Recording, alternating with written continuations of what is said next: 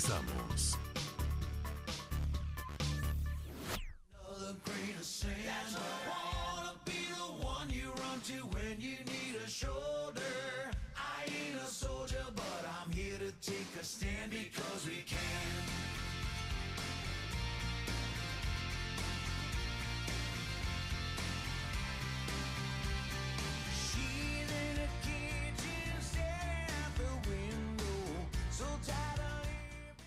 Y ya son las 7 de la noche con 20 minutos. Ya estamos en la mesa de análisis. Yo quiero presentar a mis invitados. En primer lugar a don Paco Licona. Paco, ¿cómo te va? Qué gusto verte con tanta frecuencia y sobre todo me da gusto saber de tus reflexiones en política el día, señor.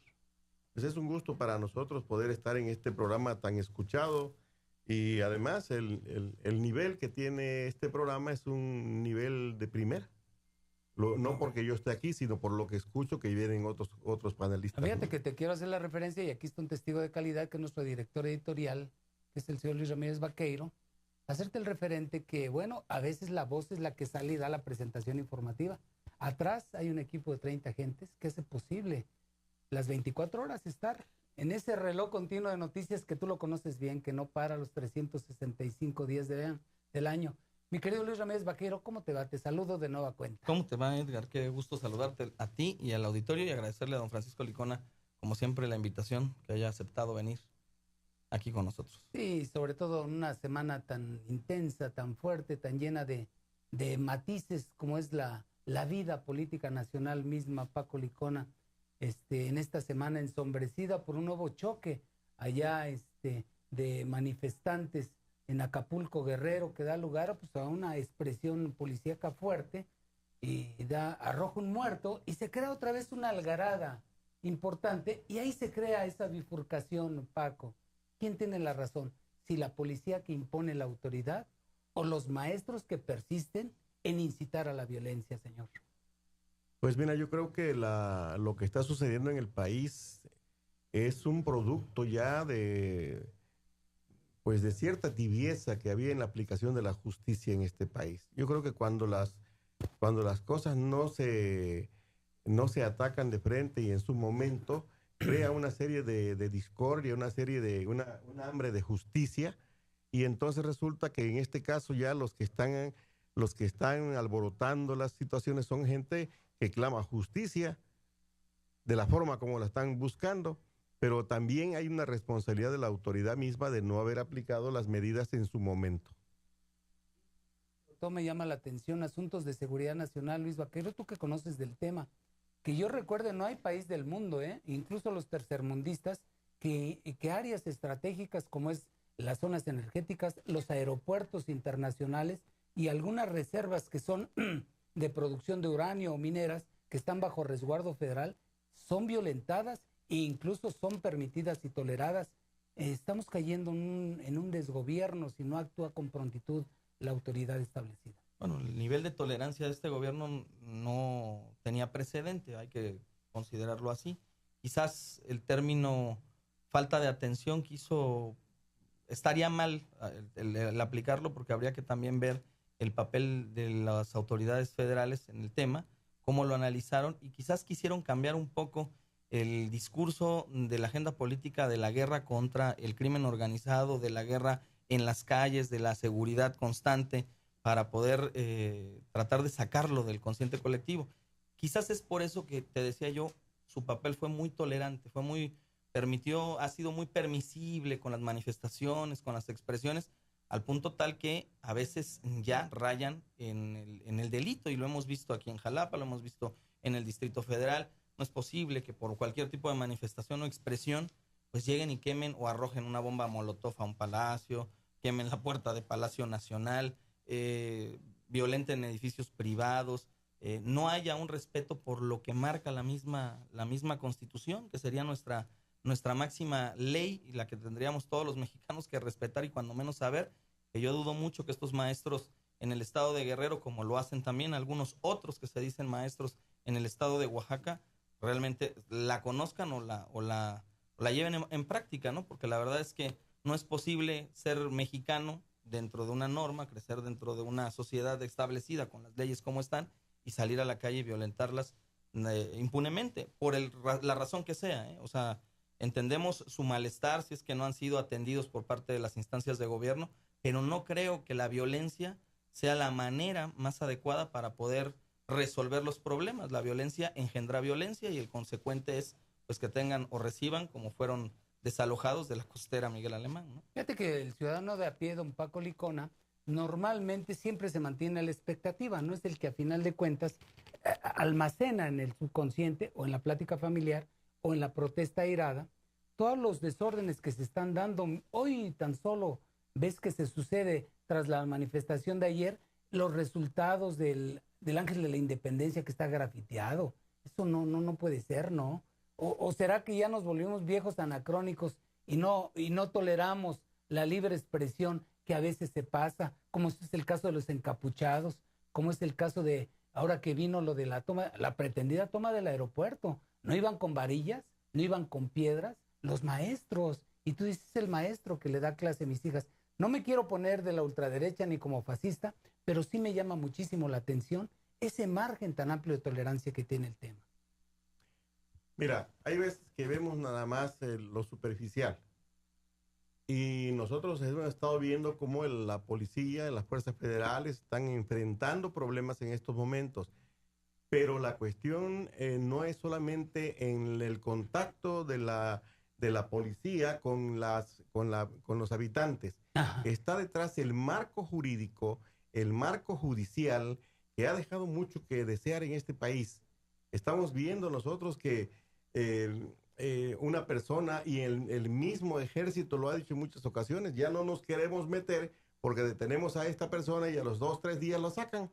Sí. Esa es una falla. Y el pleito de derechos humanos que es como contexto es una adicional. falla no tan solo en el contacto de la autoridad con la población, sino en la estructura de la aplicación, de la estructura jurídica. Creo que este país no tenemos que irnos simplemente por las formas que estamos mirando. Estamos viendo, por ejemplo, que hace muchos años ya empezó a implementarse la cuestión de los juicios orales por la falta de la justicia que se está aplicando. Y resulta que ya estamos con los tiempos vencidos, y en lugar de apretar para que se lleven a cabo cuanto antes los juicios orales, siguen dando prórrogas. La justicia no se le puede dar tanta prórroga. La justicia se tiene que hacer. La cuestión de la calificación de los policías, ¿no? Tampoco se ha hecho con la oportunidad de vida. Se dice que están calificados y de repente salen en Medellín con una situación como la de antes. O sea, no es tan solo la protesta, sino que detrás de todo este asunto viene una falla en el sistema general de justicia, de impartición de justicia, de impartición de la norma jurídica y de la aplicación misma de la norma en la calle. Bueno, y a toda acción, mi querido Luis Ramírez Vaqueiro, siempre hay una reacción. Ahora se viene una acción de estrategia policíaca y de inteligencia y detienen a la tuta esta madrugada, ¿no? Entonces venimos de un conflicto mediático de los maestros y se viene esta detención de manera oportuna. Y bueno, a la par de lo que se está suscitando en el país de manera política, como lo que das cuenta en este caso en Guerrero, pues también los cuerpos de inteligencia del gobierno pues han estado siguiendo focos muy específicos, ¿no? El caso Michoacán, que era un foco latente. Digo, hay que recordar que antes del caso Ayotzinapa, los ojos de los mexicanos estaban en Michoacán. O sea, el problema era en Michoacán, hubo la necesidad de crear un comisionado especial, literalmente tuvieron que ponerle este comisionado especial la calidad casi de secretario de Estado y casi como vicegobernador para poder meter en cintura un asunto que lamentablemente tenemos que reconocer. Las instituciones mexicanas han sido permeadas en todas sus escalas, en todos sus niveles, por la delincuencia organizada, la falta de escrúpulos, de moral de muchos de los funcionarios en todos los niveles, ¿eh? No estamos hablando exclusivamente de algunos en Veracruz, sino hablamos de todos los niveles, a nivel federal o a nivel municipal. Pues ha sido evidente, ha sido mostrada. Ahí teníamos la voz de un alcalde en Nayarit que decía, yo robé poquito, ¿no? O sea, con qué desfachatez se puede postular una persona y todavía pedir que le vuelvan a votar por él, diciendo que, bueno, pues él cuando estuvo robaba poquito, ¿no? O sea, a ese nivel de inconsciencia hemos llegado los mexicanos a consecuencia también de no querer enfrentar nuestra propia realidad. El mexicano por costumbre olvida los hechos suscitados con antelación, olvida el histórico, no tiene como marco de referencia. A mí me llama la atención el hecho, por ejemplo, y lo cito, haya venido el señor Andrés Manuel López Obrador aquí, ¿no? Él dijo durante su campaña presidencial, la primera vez que quiso ser presidente, que si perdía se iba a su rancho y ya nunca volvía a la política. No lo cumplió, siguió en la política. Habla y descalifica, por ejemplo, al Instituto Nacional Electoral y a los tribunales diciendo que sirven a las mafias del poder. Y él conforma un partido político, o sea, él descalifica de antemano al juez de la contienda, en este caso al INE, lo está descalificando antes de la contienda y él es el presidente de un partido político. A lo que nos dices también, por ejemplo, que pues sí recibe prerrogativas de los partidos del gobierno, de los mexicanos, y que vive pues a todo mecate, ¿no? O sea, ese doble juego, ese doble discurso, esa doble moral, pues lamentablemente ha llevado a esto que estamos viendo, y la detención de este hombre que hoy se da, pues era el hombre más buscado, ¿no? Era lo que se esperaría de una instancia de procuración de justicia, de seguridad y de inteligencia que ejecutaran. Lo extraño es porque durante los gobiernos panistas no se había logrado esto, ¿no? O sea, en esta administración llevan ya detenidos sí. al propio Chapo Guzmán, y ahora detienen a este señor, y yo espero que sigan deteniendo a todos los que estén metidos en este cuento, ¿no? Fíjate que yo no entiendo, Paco Licona, si con la detención de la tuta entra al riel de la legalidad, del respeto a la norma y a la seguridad pública en la República, que está tan convulsionada justamente por la falta de seguridad. Si bien es cierto, es un golpe importante, yo no sé, y me gustaría escuchar tu opinión, si ello ya crea una dinámica de estabilidad y paz social. Yo creo que habría que esperar esa dinámica, y el pueblo lo tiene que exigir, que esa dinámica no pare. Aunque te quiero decir sí. que extrañamente en los últimos 8 días, de 8 días para acá, como que se siente un golpe de timón, un trabajo ya fuerte de choque ante tanta laxividad que había. Y lo estamos mirando, mira, el ataque en Guerrero, los ataques que hubo de la Policía Federal ya ante los manifestantes, la detención que hubo de los sindicalizados en el ISSSTE, lo que sucedió también en el Distrito Federal ayer, fueron encuentros muy fuertes. Y luego, así es, detuvieron a ciertas personas que no se estaba haciendo, lo sacaban a las 2 horas, ahorita no está sucediendo. A mí se me hace que inclusive el discurso Peña Nieto, lo que dijo Peña Nieto en la CONAGO de muertito, es una situación ya muy fuerte en contra inclusive de los gobernadores, y la reacción se da inmediato, ¿no? Primero viene la CONAGO, viene el pronunciamiento del presidente, y ahora actúan en Michoacán. Yo creo que estos últimos 8 días nos están dando pie a pensar de que van en serio, ¿verdad? Y ojalá vayan en serio. Porque la otra cuestión que va concatenada con ello, aquí en Veracruz mismo, hoy o ayer me parece, a una persona que estaba tomando predios y todos, lo encarcelaron. Eso no estaba sucediendo ni aquí ni en ningún lugar, y eso es plausible porque se tiene que sentir que la justicia se aplica, que la ley se aplica, para eso está la ley. Muy bien. Y yo creo que esa dinámica ojalá y empiece en estos 8 días que está agarrando, y que continúen, porque en este país lo que hace falta es que uno tenga respeto por la autoridad. Muy bien. Paco Licona, déjame hacer un corte, mi querido Luis Ramírez Vaquero. Voy a hacer un corte y ya regreso. Vas, Ramiro, gracias.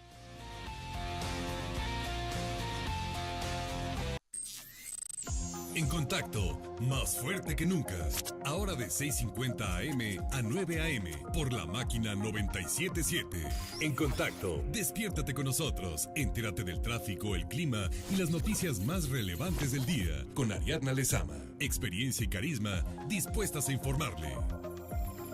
Hola, soy Ariadna Lezama Palma y te espero todas las mañanas en punto de las 6:50 de la mañana para hacer Contacto Estatal, donde tendremos mucha información para ti de todo lo que acontece en la entidad.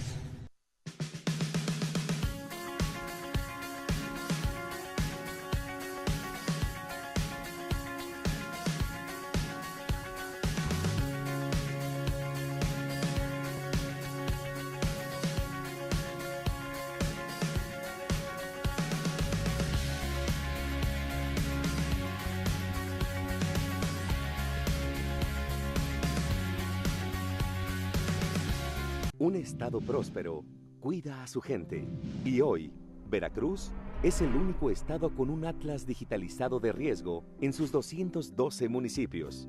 Su función es ayudar a detectar, diagnosticar, prevenir y planear cuando existe un riesgo para la población por una emergencia.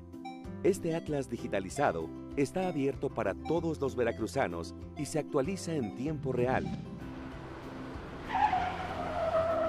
Veamos un ejemplo. Imaginemos que ocurre un accidente carretero que involucra sustancias químicas peligrosas. Lo primero después de que se reporta el accidente es ubicar el lugar y avisar a los cuerpos de emergencia para que atiendan el posible siniestro. Después, personal de campo de la Secretaría de Protección Civil arriba al lugar y georreferencia el accidente. Con la información obtenida se realiza un análisis de riesgo y escenario de afectación. Con base al análisis de peligro, se dan instrucciones al personal en campo que atiende la emergencia sobre los pasos a seguir, considerando los peligros potenciales a la salud, a la población, a los cuerpos de emergencia, naturaleza de la sustancia química y medidas de seguridad. Por último, se determina, en caso de ser necesario, cuánta gente se tiene que evacuar, qué infraestructura y viviendas pueden verse afectadas, además de otros sistemas que puedan quedar expuestos. En Veracruz, estamos preparados. Digicable evoluciona. Por solo 230 pesos, obtén 90 canales de la mejor programación. Llámanos 818-4343. Si ya eres cliente Digicable, comunícate y comienza hoy mismo a disfrutar de nuestra promoción. Todos los canales, todas las series y todas las películas al mejor precio. 818-4343. ¡Cámbiate ya! Conéctate al mundo con Digicable. Un estado próspero invierte en infraestructura. Y en Veracruz, así lo hemos hecho. Un ejemplo es la fuerte inversión en materia de telecomunicaciones. Con la red estatal de educación, salud y gobierno, se mantiene a las comunidades con mayor índice de marginación y rezago enlazadas y comunicadas. Esta red estatal no es más que la carretera digital por la cual las diferentes dependencias transmiten contenidos y programas que ayudan a la ciudadanía. Por ejemplo, hoy existen 10 puntos de distribución de Internet de alta capacidad en igual número de hospitales del sector salud estatal como parte de la red. En 2010, existían 1.8 millones de internautas veracruzanos, representando el 27.6% de la población. Actualmente, Veracruz ocupa el cuarto lugar a nivel nacional con 2.66 millones de usuarios, que representa el 35% de la población. Y durante el último año, el tráfico de Internet a través de esta red estatal alcanzó los 3.5 terabytes, lo que equivale a transmitir y recibir el texto contenido en más de 4 millones de tomos de la Enciclopedia Británica, o 12.3 millones de fotografías enviadas al mes. En Veracruz, estamos preparados. En contacto, más fuerte que nunca. Entérese de la información puntual, el acontecer diario y entrevistas con los actores políticos de nuestra ciudad y estado, con Luis Ramírez Vaqueiro. Hola, ¿qué tal? Soy Luis Ramírez Vaqueiro y te invito para que me acompañes en punto de la 1 de la tarde a través del 97.7 y del canal 101 y 45 de Digicable. Te tendremos toda la información más destacada generada para ti. En Veracruz, la educación prospera todos los días. Muestra de ello son los logros obtenidos en diferentes especialidades. Por ejemplo, en la música y las artes, el Instituto Superior de Música del Estado de Veracruz hoy goza de un gran reconocimiento internacional. Esto se debe gracias a su cuerpo docente e instalaciones construidas específicamente para la enseñanza y la práctica musical. Hablando de educación tecnológica, en Veracruz tenemos el mejor y más grande sistema tecnológico del país, que lleva la educación superior a todos los rincones del estado. Estos y otros logros demuestran nuestro compromiso por impulsar el talento, esfuerzo y mérito de nuestros estudiantes. En Veracruz, estamos preparados. Jalapa abre sus ojos al entretenimiento y diversión de televisión por cable. Con Digicable todos tenemos algo especial que ver. Los mejores canales a un superprecio. Únete a la televisión por cable de Jalapa, solo con Digicable. Avenida Pípila número 800, letra C, Colonia El Mirador. Llámanos 818-4343. Digicable. Entérate de una manera grata y entretenida de las noticias que se generaron durante el día. Entrevistas, mesas de análisis y el mejor humor. Solo con Edgar Hernández, el periodista más preparado, veraz y ameno de la radio. Ya estamos listos con toda la información aquí en Contacto. Acompáñeme, soy Edgar Hernández. En Contacto, más fuerte que nunca. Ahora de 6:50 AM a 9 AM por la máquina 977. En Contacto, despiértate con nosotros. Entérate del tráfico, el clima y las noticias más relevantes del día con Ariadna Lezama. Experiencia y carisma dispuestas a informarle. Hola, soy Ariadna Lezama Palma y te espero todas las mañanas en punto de las 6:50 de la mañana para hacer Contacto Estatal, donde tendremos mucha información para ti de todo lo que acontece en la entidad. Un estado próspero cuida a su gente. Y hoy, Veracruz es el único estado con un atlas digitalizado de riesgo en sus 212 municipios. Su función es ayudar a detectar, diagnosticar, prevenir y planear cuando existe un riesgo para la población por una emergencia. Este atlas digitalizado está abierto para todos los veracruzanos y se actualiza en tiempo real. Veamos un ejemplo. Imaginemos que ocurre un accidente carretero que involucra sustancias químicas peligrosas. Lo primero después de que se reporta el accidente es ubicar el lugar y avisar a los cuerpos de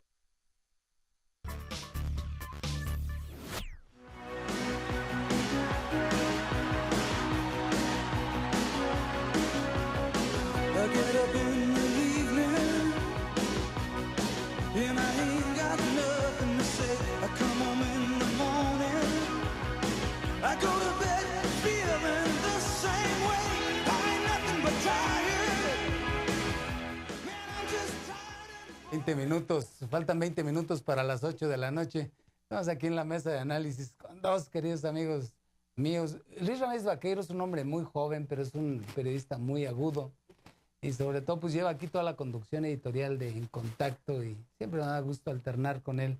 Todos los días estamos en comunicación, hemos hecho una gran amistad. No sin menoscabo que la que tengo con don Paco Licona, con quien me enorgullece alternar en el ámbito periodístico. Paco, déjame concluir contigo para regresar con Luis Ramírez Vaqueiro, porque es muy importante lo que tú dices.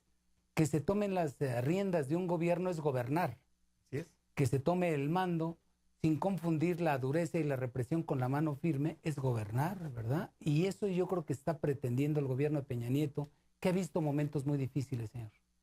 Sí, creo que el presidente ya no tenía para dónde hacerse. O sea, está siendo cuestionado por todos los flancos, ¿no? Está siendo cuestionado por la falta de seguridad, está siendo cuestionado por la cuestión económica, está siendo cuestionado por la seguridad pública, por todos lados. Entonces, él tenía que reaccionar. Yo creo que esta es la reacción.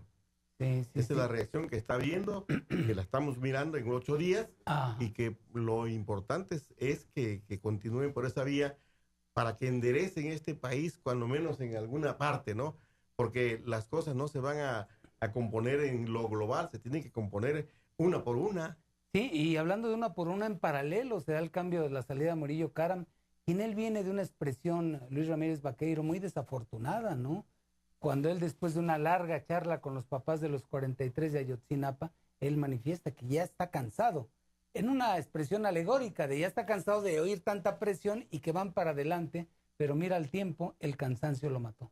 Y bueno, finalmente le pesaron los hechos suscitados en el estado de Guerrero por la falta también de apoyo de los gobernadores mexicanos hacia su presidente. Por eso era muy importante lo que menciona don Francisco Licona, de este discurso que ha dado en la semana el presidente de la República, sobre todo allá en Durango, en esta reunión con los gobernadores de la Conferencia Nacional de Gobernadores, porque pareciera, y no es que pareciera, es que era una realidad, que a quienes menos les convenía que hubiera un presidente fuerte eran los gobernadores del país, porque al final de cuentas los gobernadores dejan de tener sus feudos, ¿no? Dejan de tener sus cotos de control, de poder, y evidentemente, pues mientras más débil esté el presidente, más me va a necesitar.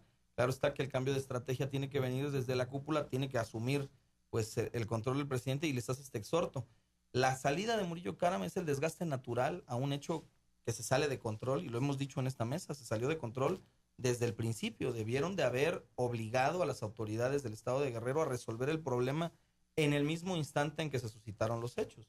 Después nos enteramos de la complicidad del gobernador porque tenía relaciones con la esposa del entonces presidente municipal, decían que se veían en una casa en Acapulco, que la veían en la capital del estado. En fin, lo que haya sucedido fue lamentablemente un hecho atroz que pone en riesgo la propia gobernabilidad del presidente de la República, porque hay que recordar que si este incidente es llevado a las Cortes Internacionales, lo pudiesen juzgar por delitos de lesa humanidad, ¿no? Lo pudiesen juzgar por crímenes contra la humanidad, y son delitos sumamente graves que sí pudieran complicarle el escenario geopolítico a México, ¿no? Y bueno, sí. ahora la actitud de los gobernadores será de empezar a entregar cuentas de inmediato, de apretar las tuercas en muchos aspectos, porque parecieran que andan muy laxos, muy sueltos todos, ¿no?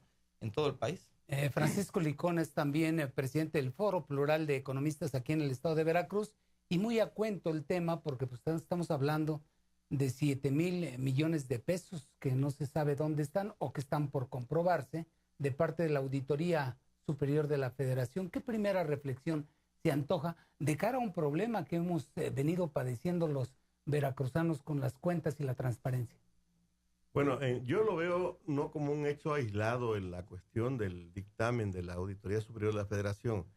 Yo lo veo concatenado con estas acciones que está tomando el presidente Peña Nieto. El problema lo tenían los estados estaban sueltos, todo el mundo estaba haciendo lo que quería y con el presupuesto mucho más. Entonces, yo creo que ese dictamen en que pone en jaque no nada más a un gobernador, puso en jaque a muchos gobernadores, puso en jaque a muchos miembros del gabinete que estaban también haciendo de las suyas, y yo creo que el presidente con ese dictamen de la Auditoría Superior de la Federación tuvo la fuerza para pronunciar este discurso y para poner en claro que las cosas tienen que mejorar. Y yo creo que eso es sano. De otra manera hubiera sido un discurso más y los demás gobernadores hubieran estado riendo de lo que estaba pasando, pero ahorita no, porque todos están documentaditos, tienen que trabajar para solventar lo que tienen que solventar. Y yo creo que como a nosotros, por ejemplo, en Política al Día hacemos un análisis de lo que puede pasar esta semana. Yo pienso que esta semana Oaxaca va a ser tema.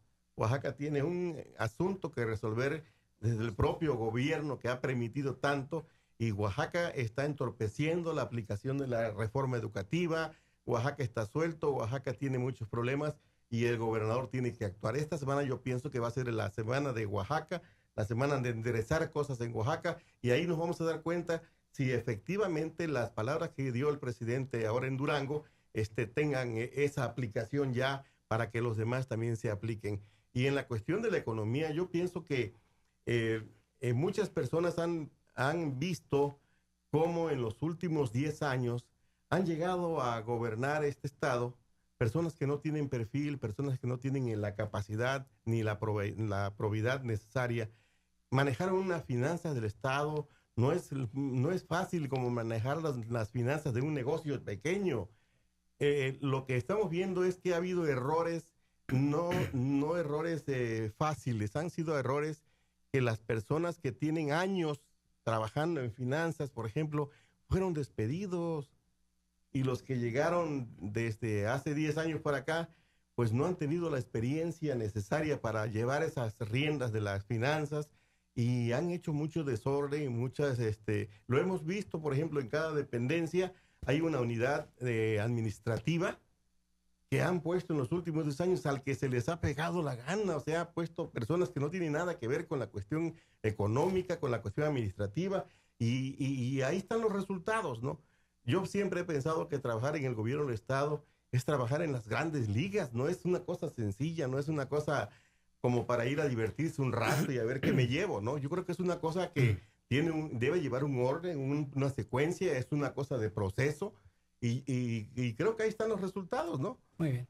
Pues para finalizar, mi querido Luis Ramírez Vaqueiro, Veracruz va por un sendero muy peligroso, particularmente su gobierno y muy singularmente algunos de sus funcionarios que presuntamente no han hecho un uso cabal, con transparencia y con honestidad de los recursos públicos.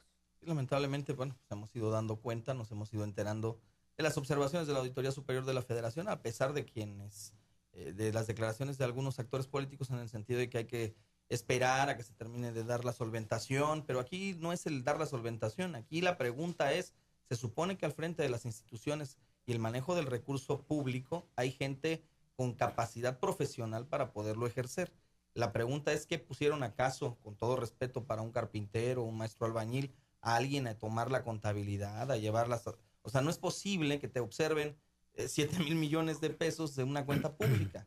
Aunque me digan que tengan todos los documentos, no es posible que no haya órganos internos de control.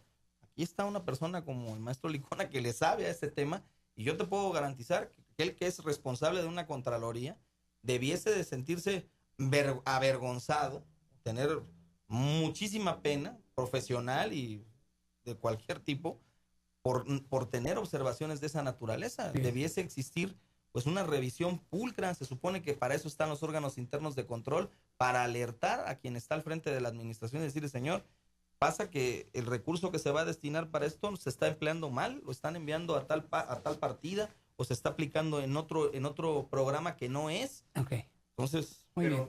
Sí, señor. Por favor. Fíjate, dentro de todo lo que ha dicho la Auditoría Superior de la Federación, hay algo muy importante que no hemos estado tomando en cuenta. No solamente se refiere a lo que pasó en el 2013, como está viendo la cuenta pública. Uno de los puntos que se manejan en el dictamen es que es un problema reiterado. O sea, todos los años han tenido el mismo problema, y estoy seguro que este año de 2014, que ya terminó, tienen el mismo problema. Esa cuenta concentradora famosa que le llaman la licuadora, le llamaron así porque llegan los recursos de todos lados y ahí los meten a una cuenta y ahí se revuelven, ahí los tira para todos los programas. Esa cuenta que es antifuncional, los ha metido en muchos problemas y no la han dejado de utilizar. Don Paco, muchísimas gracias, hermano. Mi querido Luis Ramírez Vaquero, muchísimas gracias. Estás muy bien, Edgar. Se me acabó el tiempo. Gracias. Vamos a los deportes después del corte.